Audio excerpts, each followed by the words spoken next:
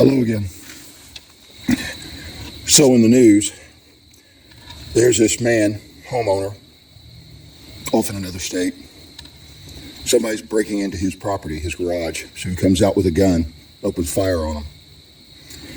And these people start running away, and he hits one of them, and they die. So he's charged with manslaughter. I'm sorry. The action was going on. They're going to charge all the buddies that got away with manslaughter because they were involved in the crime where the guy died. They're going to charge this guy that did nothing but defend his own property with it. But let's look at that. Some people say, maybe that was this guy's only crime he ever committed in his life. Sorry, you don't break into somebody's property while they're home, and that's your first crime. You got to do a little bit of it to build your confidence up to think you can get away with that. Or it reminds me of that grandma on TV after this 20-year-old robbed a convenience store, already had the money, was heading out the door, turned around and shot the clerk in the face. Grandma was on TV that afternoon. He says, "My boy's a good boy. He loves Jesus. He didn't do anything wrong." Right. No. That guy that broke into somebody's garage like that and was coming out and got shot and died, he's burning in hell right now.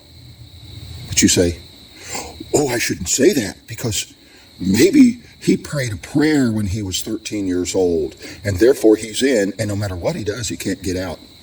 Sorry, but the Bible doesn't support that thinking. You know them by their fruits. Now, this guy demonstrates that he's not following Jesus by his life. Kind of like a pastor who hears stuff in confidential counseling and then goes and shares it with other people while he's laughing at the people that came to him for counseling, demonstrating that he is not following Jesus and he is going to hell. Okay? So you don't need to worry about that. We know the people that get shot in these situations are waking up in flames. Hallelujah. The only question is if there were neighbors that lived nearby, all that gunfire, well, that might disturb him. Maybe the guy works third shift and he's trying to get some extra sleep to be able to do his job, and he hears that gunfire next door. I would recommend finding other ways, and Panzer likes the idea of other ways to deal with such a situation. Everybody doesn't have in mind to shoot you. You break into some of our houses, you're going to wish you'd rather been shot.